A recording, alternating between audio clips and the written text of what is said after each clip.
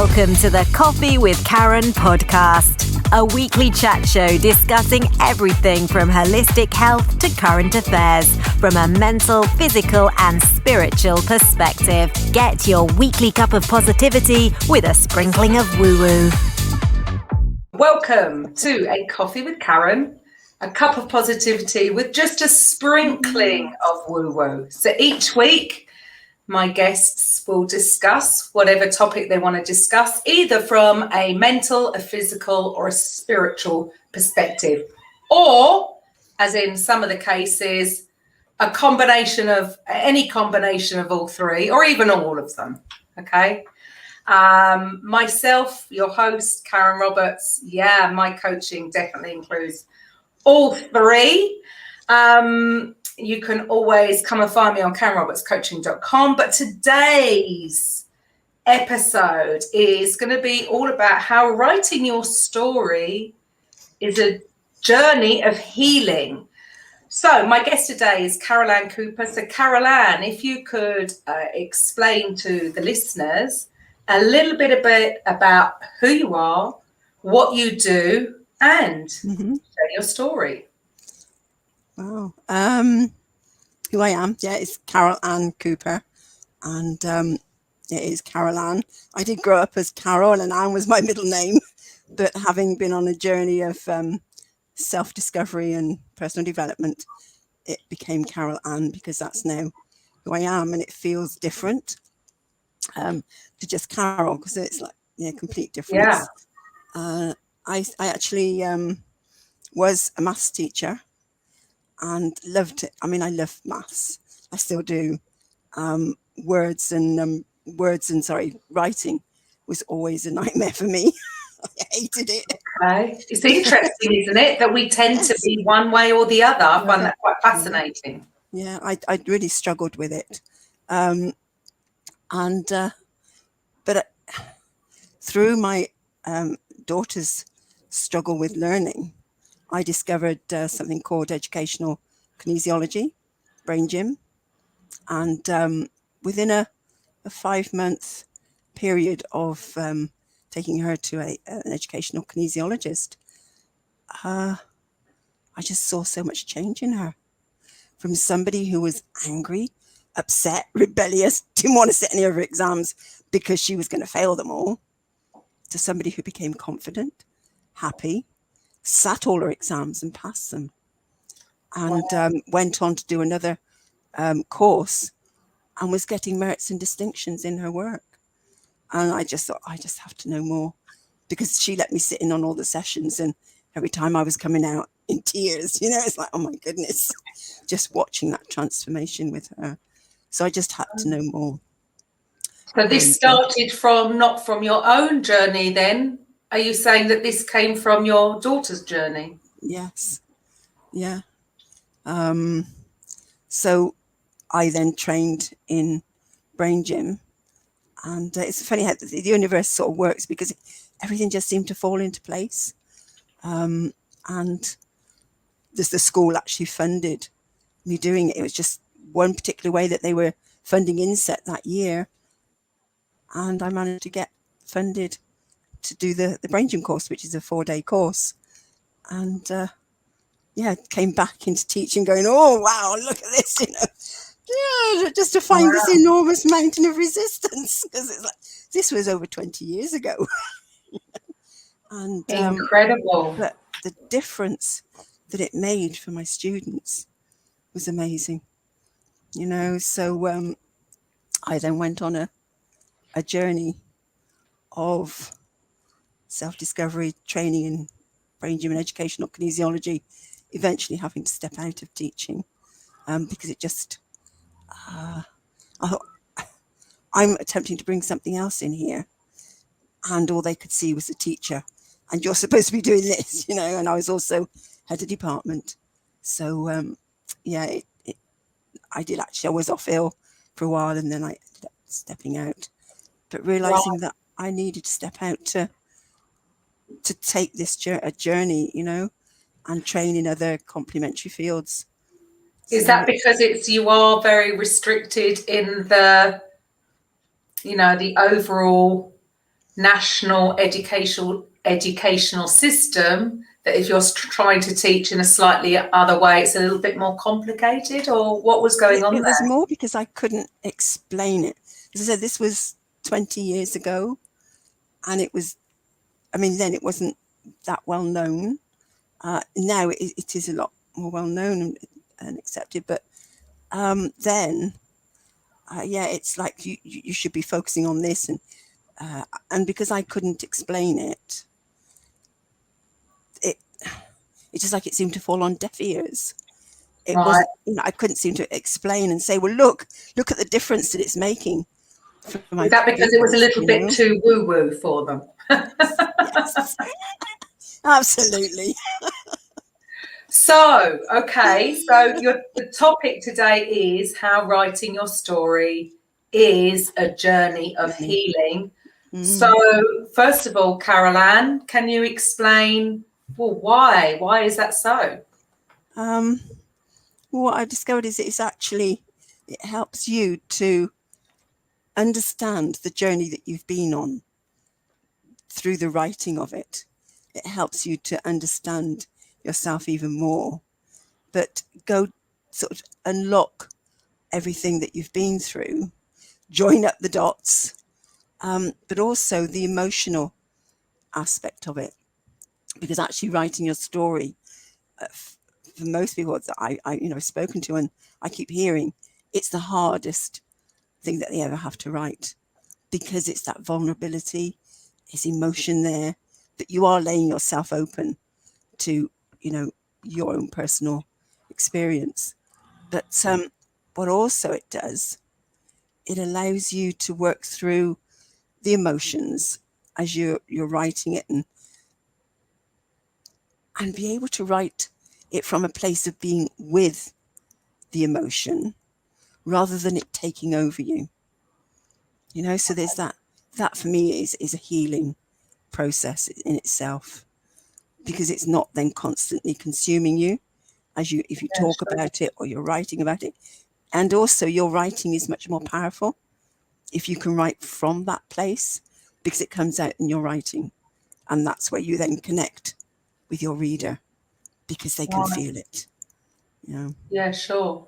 And from what from where I've discussed various topics with other guests in the past, there does seem to be a link that a lot of this stuff could actually be quite subconscious, right? That people don't, or have maybe pushed certain memories or certain emotions down to forget. And so actually it's only, but they could still be having an effect on them, and without them being aware.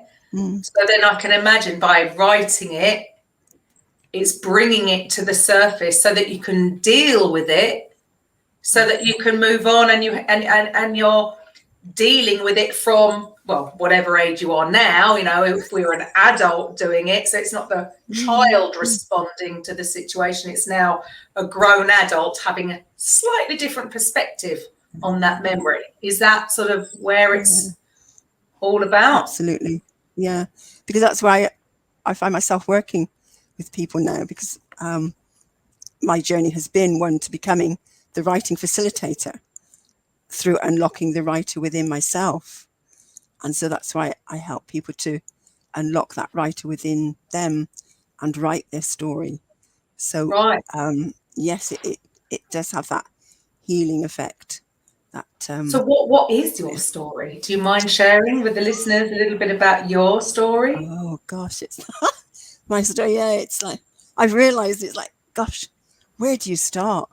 Because I started to begin to realize, well, actually, when I shared that bit earlier about with my daughter, and sort of that's where I came in touch with brain gym and educational kinesiology.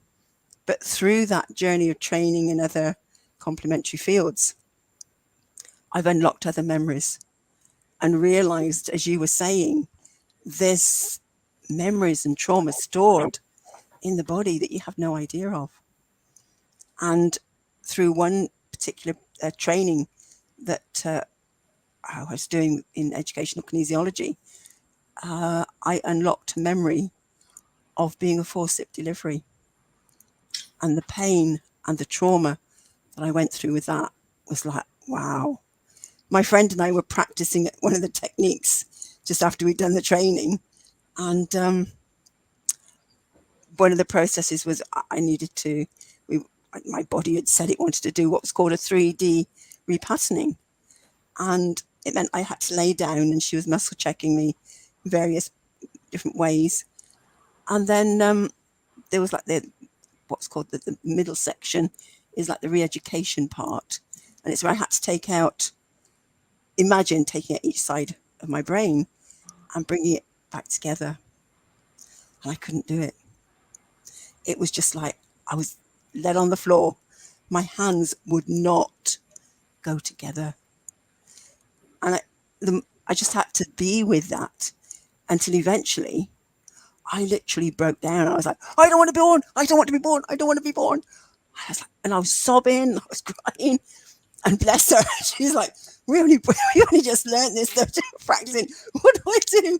And bless her, she actually then did have the foresight to hold some points here, which are emotional stress release points, and just let me work through what was happening. And we then finished that process, and we thought, my body said, okay, let's go through that 3D repatterning again.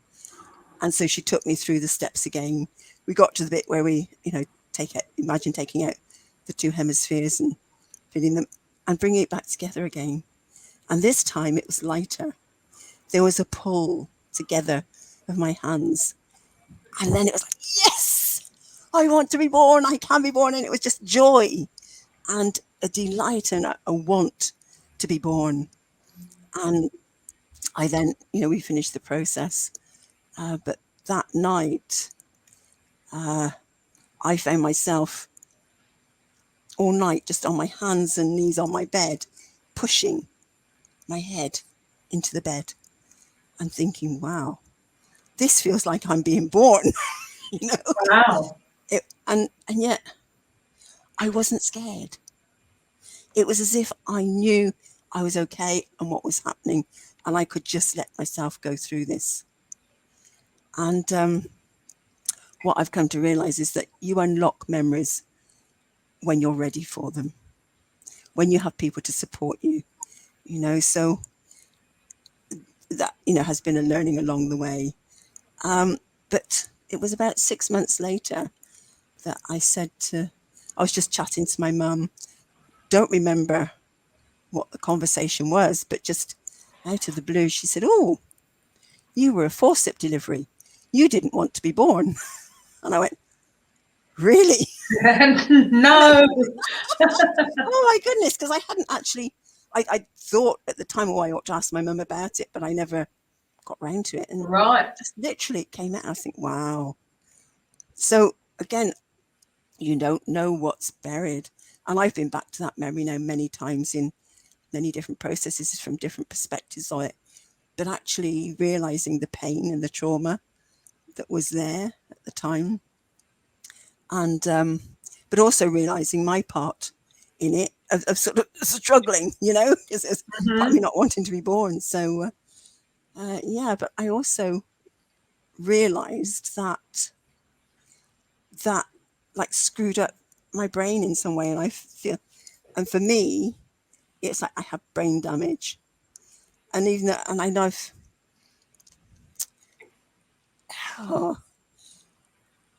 it's really, for a long time, I thought, I can't say this because people are saying, oh, what proof have you got? And I go, well, I haven't. It's just how I've now realized what I've come to realize through my own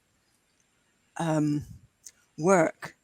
And I then being guided to read up about different parts of the brain. You find yourself just reading something, a page comes up, or something. It's just been an amazing journey. It's as if I've been guided to read about different parts of the brain and realize that we have two language centers. Right. And there's the input and there's the output center. Yeah. And I always used to say, it's as if words go into this void, never to be seen again. That's how it felt for me. I couldn't find words that I wanted to say or to be able to express myself. And in other trainings that I had, like, so I trained as a master practitioner, NLP, sorry, an NLP master practitioner. And in a couple of those processes, is my training, I remember thinking, this is unlocking something in my brain. Right. And it was as if I'd opened up that pathway and let the words out. Right. And one of the processes we were doing was actually letting a spider out of a cup, because I hated spiders. I like, God, but the process was about me being able to let a spider out, you know, so it's that sort of metaphor. And afterwards, I remember thinking, wow, this is about letting words out. And from that point on, I never again said, it's like words go into this void, never to be seen again. I have much freer access to them. I'm enjoying exploring them more now. I can think more quickly, and I'm more comfortable with saying that I'm not quite sure what that word means, and think about it and look it up, or or ask. Interesting. Yeah, and so it has been a really fascinating journey. So yeah, where does it start? I go like, okay, Wow. Right way back at there. the beginning. How incredible for you to have even, had that initial thought process. Quite unbelievable. So obviously it was something that you were being shown that, you needed to heal this issue, right? Yeah, right. Because I've heard a lot of people say how, the pain that they've had through a forceps delivery. And what was interesting was my aunt's partner.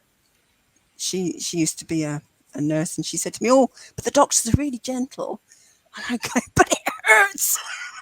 That was painful, so that how they seem to think that it's not going to be painful, I don't know.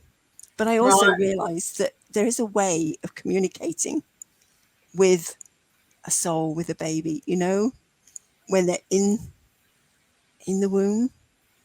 And I remember thinking, but you didn't ask me, you didn't ask me. And yeah, it's like, okay, so how can a baby think that? But there is that sense of, but you didn't ask me what I wanted. Right. Yeah, Wow. you were forcing me into this world. Yeah. Wow. So how did you even get to that point? Where did this desire come from to even go to that place, for even you to be guided to that kind of training? Where did this all come from? Was like through my daughter's struggle with. Just through that, and that's Yeah. just led you on your own Yeah. healing Yeah. process. And that in itself was guided, because I knew that she wasn't stupid. But there was something, she just wasn't able to access the learning, and she became very angry, very rebellious. And I just I'd heard about Brain Gym, but I'd heard about the course. And I remember thinking, I can't afford that. And I didn't see how it could apply to my daughter, or how I could use it with her. And I literally I went to a natural therapist clinic where I lived this one Christmas.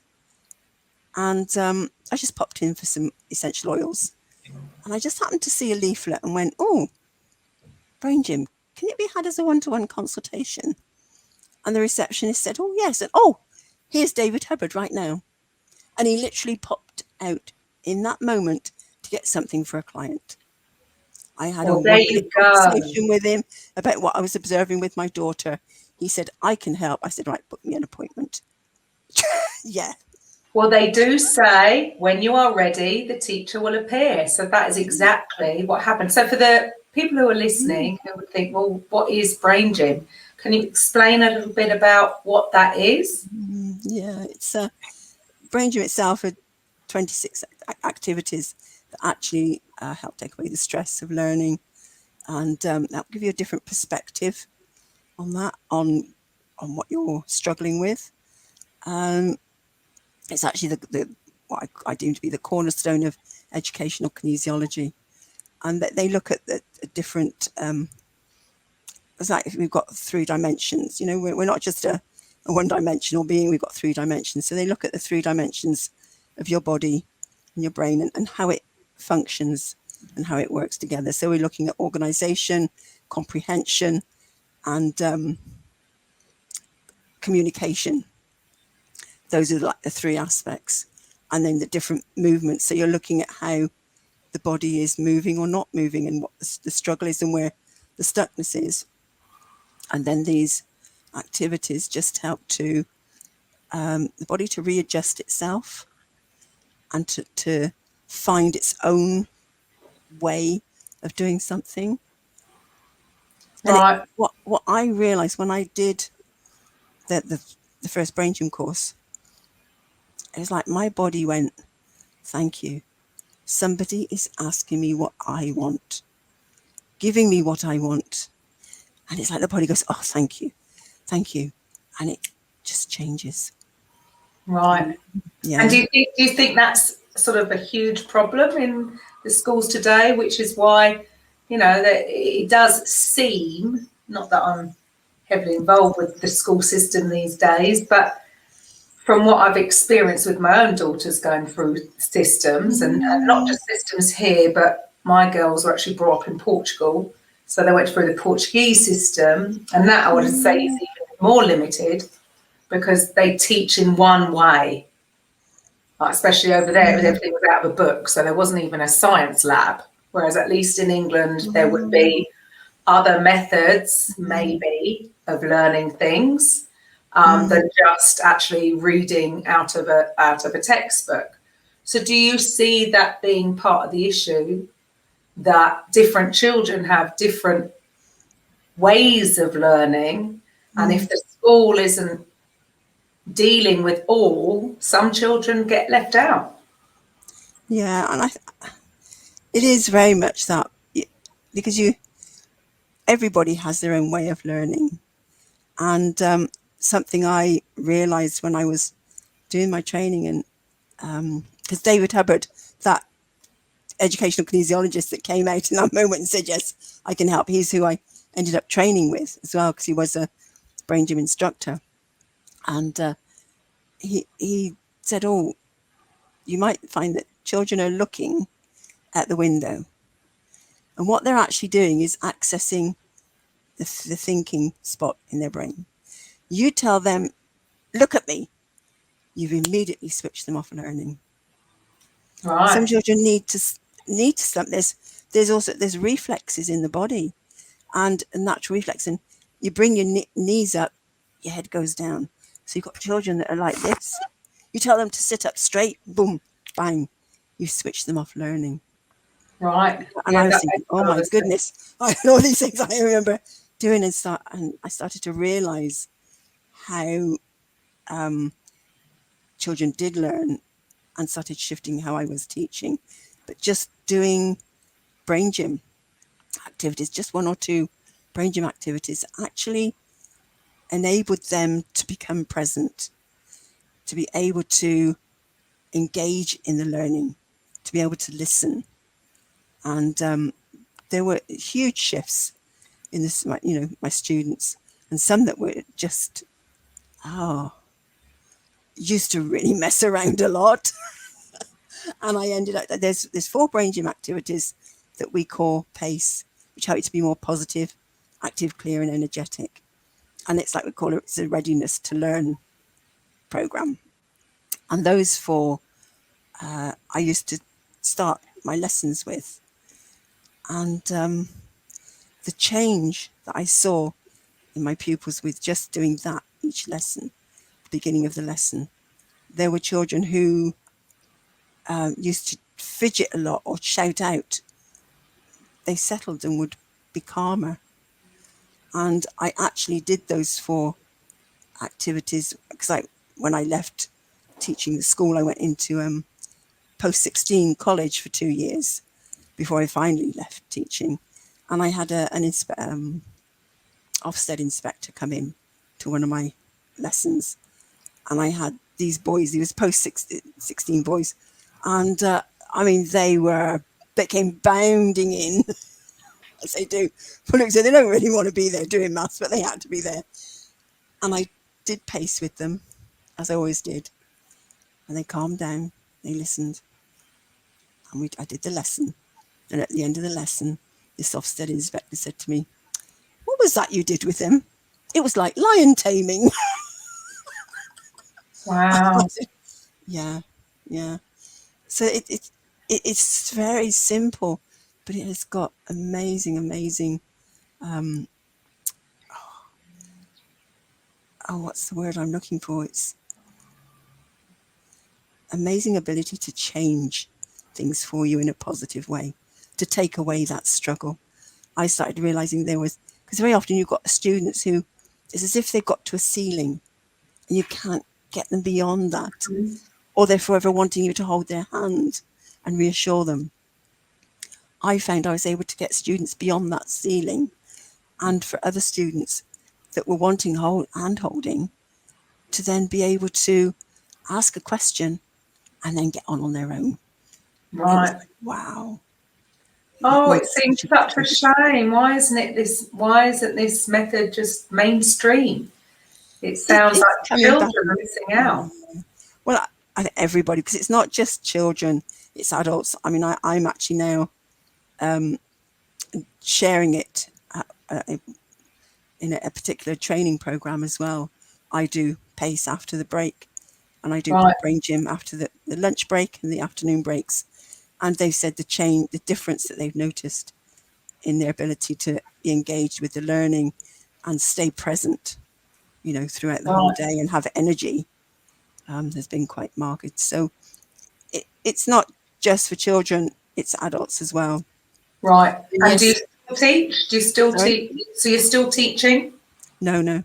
I left teaching. Stopped completely. Yeah, you stopped completely. So how do you help people now? How do you help children, or do you mainly focus on adults? I mainly focus on adults. But it's the child within the adult. Right. It's the inner child that I'm always working with. Yeah, because I often, something shows up and I'm going, okay, so what age you is here now? And it's always interesting. So you really, you're doing inner child work. Is that how you would describe it? Yeah, very much so. And very often, because with writing, it does go back to their struggle at school, how they found writing at school, and even some people that enjoy writing. There's memories that they have of experiences at school that hold them back. And so by being able to heal that, it then enables them to be an even more efficient writer. They find that they're more fluent with their writing, more expressive, and they get depth and quality to their writing. Depth and substance, that's the word. Yeah. So you've had quite a transition personally, going from a maths teacher to actually moving forward, helping your daughter. And in turn, that's actually helped you heal. And so now you've come to the end, not to the end, but you've come out that side, and now you're helping other adults how to write their story to heal themselves. Yeah. So, I mean, when did you come to this conclusion? What happened? So you did the brain gym. So how did this actual desire to then turn that into helping people, write? Right. Yeah. That's a great. Quite a transition, isn't it? It is absolutely. Because along the way with my trainings, there's quite a lot of other fields that I'm trained in, and along the way I actually did an English language A-level, which was something I never thought I was capable of doing. When I just thought, let's have a go at doing that. And this was about 15, 16 years ago now. I lose track of time, because it was about 18 years ago I left teaching completely. To follow, Go set up there. business and to do my, keep doing my training. But theoretically, I was wanting to set up a business. But it seemed like I was on a path of just finding myself and working on myself a lot, But I have worked with sort of people in various ways over the years. But I did this 2-year course, which was the advanced level English language, and I passed it. I was like, I was so amazed. But every week I was still going and asking questions about words I didn't understand. And even now, some of the words I still go, oh, what's that word mean? But some I've sort of picked up and I know them now and I can use them. But I was able to ask questions, and in a way like I never used to ask questions. And I would keep questioning until I got the answer that I wanted, until I understood. And that was the difference for me, because if I got stuck, I would do some brain gym or some NLP on myself to help myself through the stuckness. And that's what got me through the 2 years. And and passing. But there was one day, in terms of writing, looking at writing, I was sitting on a boat in San Francisco Bay and just enjoying the day. And I was looking up at the mountainside and I went, oh, that mansion up there, that's going to be mine one day. And there's a part of me going, oh, yeah, right. 2 or 3 million, 3 or 4 million. But I mean, it's a lot more now, but this is a long time ago. But even then, 3 or 4 million, it's like, hey, you're going to get that. And I heard in my head, you're going to write a book. And I literally went, what? What do you mean write a book? It was just so loud in my head, so emphatic. Wow. And it was like, but okay, so what's the book going to be about? What's the topic? How am I going to write it? So it really set up this inquiry. What process? Yeah. Yeah. Wow. Because it's not the, I suppose, for instance, if somebody thinks that, I mean, how do people go about it? Because is it that you get people that know they need help, or is there another process? How do they come to you? How are you helping people, and in what? Because it's one thing to be aware, but I would think that there's probably a lot of people out there that probably aren't even aware that they would benefit from something like this. So how do you help, and how do people come to you for the help, if that makes sense? Yeah, it's only the last 3 years that I've sort of been saying, focusing on the writing and helping people with their writing, and really sort of got into this, well, yes, I can do this. Because up to that point, it's like, really? Who am I to do this? You know what I mean? And, but it was like, yes, I can do this. And so I've worked with a few people. It just happened. I found myself working with some people, and just the shift and what happened for them gave me the encouragement to keep going. And it's now for me to share that, because I do talk a lot now about it. I've been on quite a few podcasts these last sort of 6 months, because for me, I was wanting to be able to get out and speak. So my speaker journey has been very much tied in with this writing journey, and being able to write things down and then speak it out. And so I've been speaking about this journey quite a bit in that respect. But in terms of people coming to me, what I find there's a slight stumbling block, in as much as they think maths teacher must be an English teacher now. They're still very much stuck in, it's going to be like, how we learned at school. It's going to be that sort of teaching, and it's nothing like that at all. And I know I ran a workshop a few times before. Where are we now? It's about 2 years ago. Yeah. Before we had lockdown. We forget that we're missing 18 months. Where's that time gone? But yeah, I did a workshop quite a few times with some people, and helped them with their writing and the activities that I do. And there was one lady who, she didn't believe that she could write. And by the end of the day, she said, I've now got confidence that I can write and that I have something to write about. And it's, somebody else said, I thought I was coming to, something that would be like a bit like school. I was imagining professors and things like that, she said, and it's nothing like that at all. So it is being able to get over that stumbling block of helping people to realize that what I do is what I say I do, is unlock the writer within. It's all inside you and it's bringing it out, and it is through activities, getting in touch with the stuckness, and then using brain gym or other techniques to make that transformation, because the body can shift for itself. But it is, I have had a few people come to me because they know that what I do works. And I had one lady last year, she knew that she had to write her story, and she knew she had to channel it. And so I worked with her, and she literally was able to just channel it. We went through, again, there's limiting beliefs, there's going back to the inner child. I go back to the basics of writing as well, and other things that sort of come up.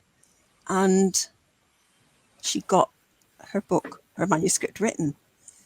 And it is about the fact that it's just, you need to get it written, get the manuscript written. A lot of people get hung up on, well, how do I publish it? How do I correct it and all of this? Well, you've got to get it written first. Because you can't publish what isn't written. No. Yeah. So it's how what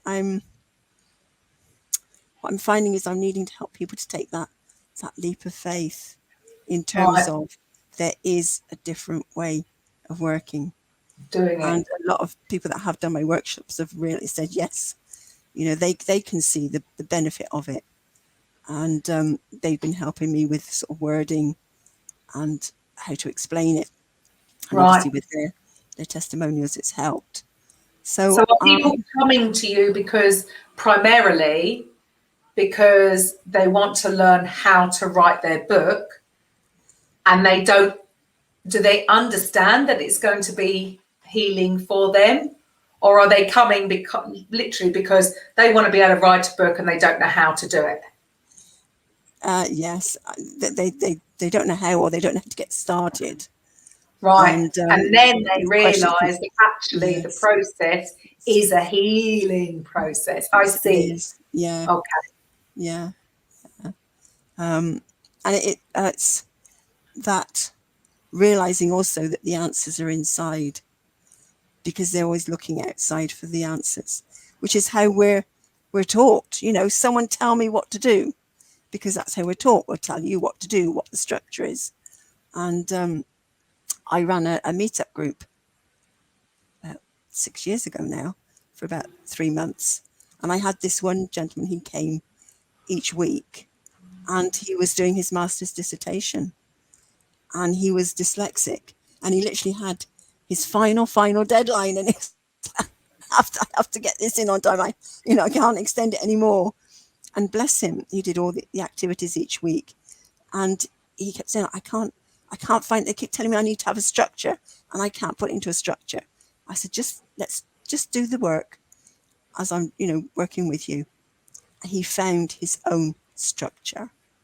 He realized what he'd got, all the bits. He was able to look at it, bring it together, create his own structure. And he got it in on time, and he passed. He was just like so delighted.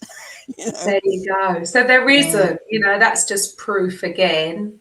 It's never a one size fits all. Everybody is different in the way they learn. Everybody is different. And like you say, I love that it's in you. We are always, you're so right, that we are always looking for answers outside of ourselves, when actually we have all the answers we could possibly need at any one time already in us, but because of the way we've been schooled, or because of the way we have been using structures, if you like, and processes since childhood, we get to a point where we feel that that's what we need. So really, from what I'm getting from you, is that you're teaching people how to actually learn to trust their own intuition, trust themselves, because they've got it within.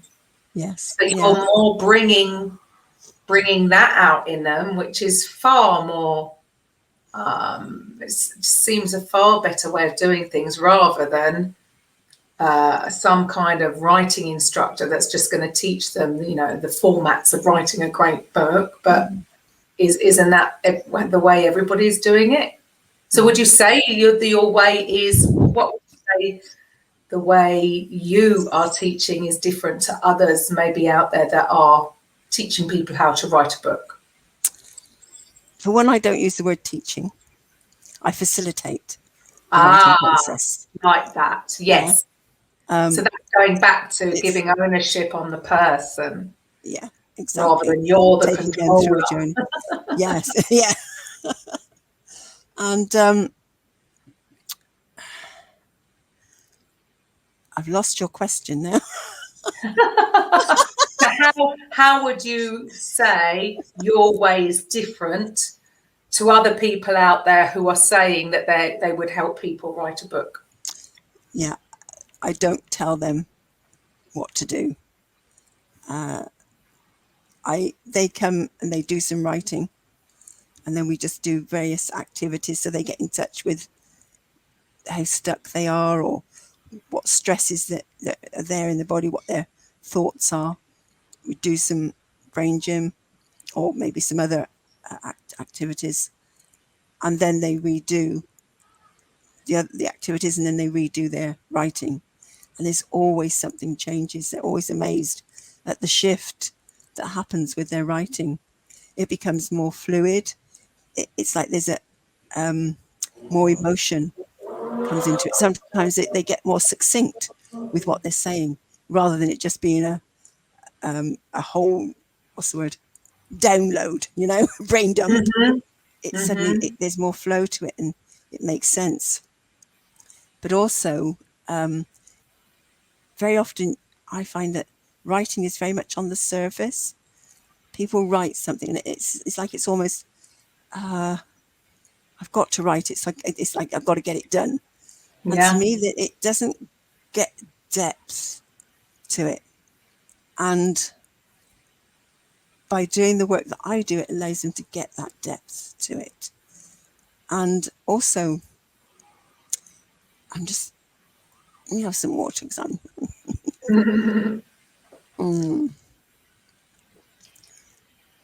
and just sipping water is one of the brain gym activities, actually. And we always need water, because hydration is the first thing that goes when we're stressed. Absolutely.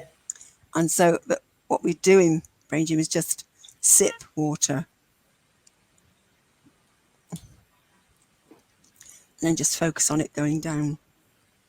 So you can just feel yourself coming back into the moment. And it allows your body to hydrate itself, And, the difference. Instead of writing from that place of I've got to get this done, and therefore it's very surface, it allows them to go deeper. It allows them to have that time with it and feel into it, and go into it and bring the emotions in there. And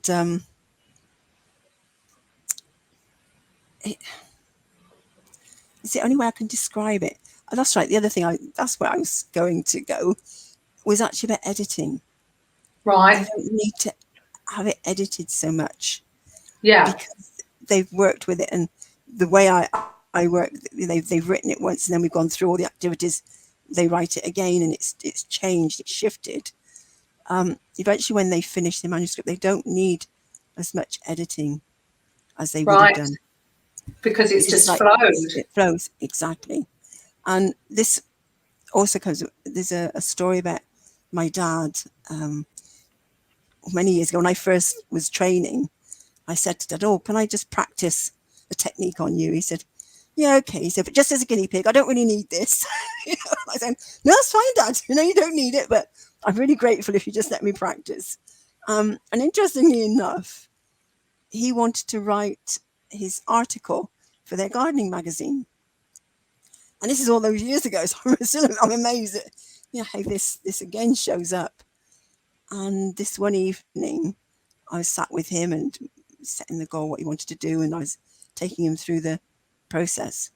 And at one point he said, "Don't mean to be funny," he said, "but I wanted to get this done tonight." I said, "Oh, can you just bear with me, Dad?" Let's just see where it takes us.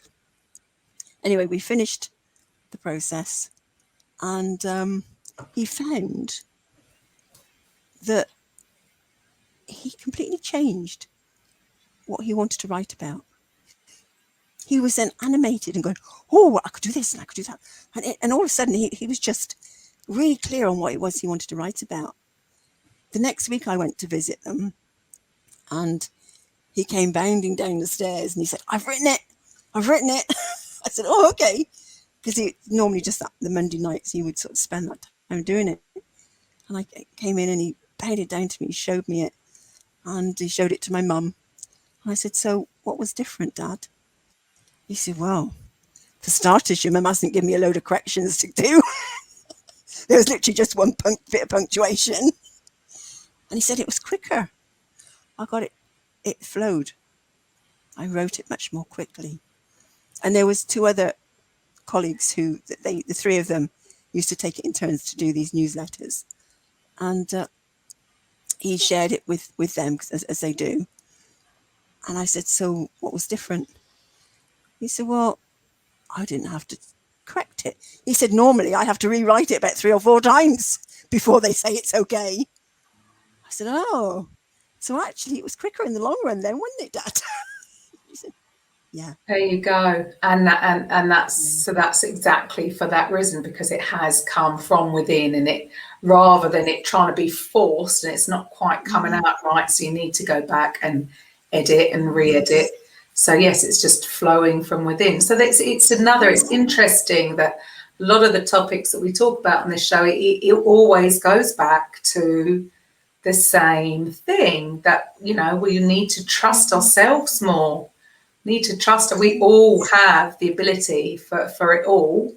So it's interesting that really with what you do, you cover quite a few areas. It's not just helping people to write their story, but so any blockages you're coming up against, you can actually take them back, deal with that, whether that's from their inner child or from whatever part of their lives, so that so it's just more free flowing, and it's just them connecting with themselves. Love it. Yeah. Love it. So you say there's that little bit of woo-woo as well, because sometimes it's not just the inner child, it's past, it's of course it is. Of course it is. So it's you are actually covering all areas, the mental, definitely, the physical, because they've got to physically do the writing. And there's definitely a little bit of woo-woo in there, because like you say, I mean, people wouldn't have thought that they'd have a memory from being delivered as a baby. I mean, it's quite amazing. And just like you said, some people will realise actually maybe a past life or whatever. So we are going a little bit more into the woo-woo, but it's interesting, isn't it? Have you had some maybe clients that maybe really weren't aware of those kind of things until you actually started to do the work?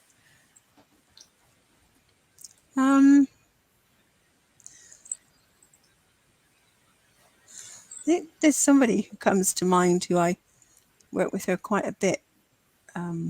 Used to meet up regularly, and I'd be working with her to write her book. And what actually came up was more about her relationship with her family, with her parents, and with a particular friend. And we ended up working on that, and that transformed and so did her writing. And she hadn't thought that that was what would come up, when we were working on her writing her book. And then what she found was she had much more confidence, was able to write. She ended up writing a blog post and really explaining something that happened to her. And Right. Well, that's what I mean. I bet yeah. a lot of people come to you and are just not aware. Yeah. So until they start working with you and you're asking the right questions, I presume, to invoke this, whether it's a memory or whatever, to actually go back and go through it. Fascinating. It's you say ask the right questions. It's about being able to listen to their language and work with their language and what they're saying, but also connecting with their soul and focusing on what really wants to be said here, what is really being communicated. And that's where I sort of connect. But yeah, it's just asking those questions, and it is the listening to what they're saying. Yeah, and actually listening to not the superficial answer, but them actually meaning the deeper meaning. Yeah. Oh, really? But also using their words. That's really powerful. And a lot of people say, oh, it's like you know me. And I think, but it is because that's how I feel. I feel like I'm one with them. And that has only come about through my own journey of finding myself and working with all these different aspects. It's like something unlocked within me, Which a lot of it, I would say probably every guest we've had is interesting that people have, whatever they've gone through, it is the natural, or it seems to be the natural next step. If you yourself have gone through something and something has helped you overcome it and thrive, it's just the natural next step to want to then go out and share this information with the world to try and help them. So what else, other than this, what else have you gained through this whole journey? Wow. I think the word, a deeper understanding of myself, who I am, what I'm about, confidence to stand up for myself, to say, no, look, that is not what I meant, or this is what I mean. But also to be able to listen to other people and be with them in a way like I never used to be able to be. Because my auditory sense was always my weakest. Visual and kinesthetic were really strong. And so I've done a lot of work on my auditory sense. And as that's opened up, my visual and kinesthetic have literally got even more so. So I've realized that actually by working on your weakest skill, it enhances your stronger skills. And yet they always say play to your strengths. I'm going to work to your weakest strength, your weakness, because your strengths will strengthen. Yeah, sure. So it's that listening, being able to listen to other people. Cool. And, it's interesting. It's also that ability now to just be with whatever is happening and go, okay, if I'm feeling right in the doldrums and going, oh, what on earth am I doing? I'll work with that, be with that, and can find the answer and then come back out again. So it's that ability to now bounce back more quickly. Yes, which is all of it, really, isn't it? It's some people can be quite scared of actually just sitting in the emotion, because I suppose we've also been told we've got to be positive or we've got to be this, and so we can quite often push against these feelings. Whereas, like you say, if you just trust and just be with it, answers will come up, and you don't have to stay there too long, right? No, that's right. And actually, that's where one particular brain gym activity helps you to be with that emotion, and that is something called hookups. And all you do is cross your ankles. You just have your thumbs to the floor with your backs of your hands together, then put the palms of your hands together, and then just roll under. And you just sit and just close your eyes. And that helps you to just Connect. be with the emotion that's there. Right. And And it's eventually it will. okay. Whatever It's the okay. emotion is, it's okay. Yeah, absolutely. Awesome. So if anybody's listening who thinks, oh, well, I've always wanted to write a book, but I don't think I'm good enough, or I wouldn't know where to start, or I can't write, or any of those sort of negative feelings, how would they, for the listeners, because everybody else will have all your details and links underneath, but for the listeners on M.O.V.E, how would they actually contact you, Carol-Anne, to start the process maybe, or just to have a conversation? Yeah, I think contact me on through LinkedIn. If they just connect with me there and send me a message on LinkedIn, it's probably the best way. Carol-Anne, Carol, no E, because my mum's a Carol-Anne, but E on the end. So Carol, no E, Anne. With an E. With an E, Cooper. Yeah. Cooper.